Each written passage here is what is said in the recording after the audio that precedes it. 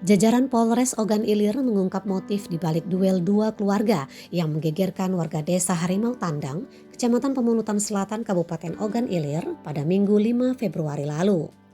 Wakapolres Ogan Ilir Kompol Hardiman didampingi Kasat Reskrim AKP Siska Agustina dan Kapolsek Pemulutan AKP Heri Yusman dalam jumpa pers pada Jumat 25 Februari lalu mengatakan pertikaian yang berujung kematian Hajrat bermotifkan salah paham terkait hak mengelola kebun sawit di belakang SMK Negeri 6 Pemulutan Selatan. Hardiman menjelaskan pihaknya menetapkan dua keluarga yang terlibat duel maut tersebut sebagai tersangka. Karena dalam kasus ini terdapat dua laporan berbeda, yakni laporan dari keluarga Darmawan dan juga dari keluarga Solah. Tersangka Solah mengaku saat itu ia dan anaknya Tegar seperti biasa sedang membersihkan dodo sawit di areal kebun milik SMK Negeri 6 Pemulutan Selatan yang posisinya persis di belakang sekolah.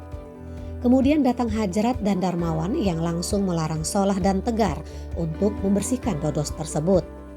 Karena memang sebelumnya pekerjaan mengurus kebun sawit milik sekolah tersebut adalah tugas mereka. Namun karena merasa memiliki SK dari pihak sekolah, Solah dan Tegar menolak menuruti permintaan Darmawan dan Hajrat tersebut.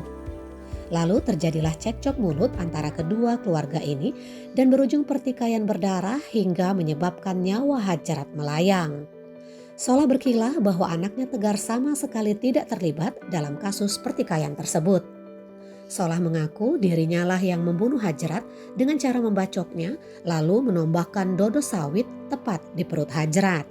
Sementara Darmawan justru mengatakan hal berbeda. Menurut Darmawan, anaknya Hajrat terbunuh di tangan Tegar.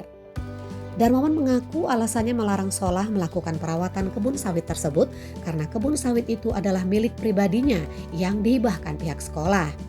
Dengan bergantinya jabatan sebagai ketua komite sekolah, Darmawan tidak terima kepengurusan kebun sawit itu diambil alih oleh Solah.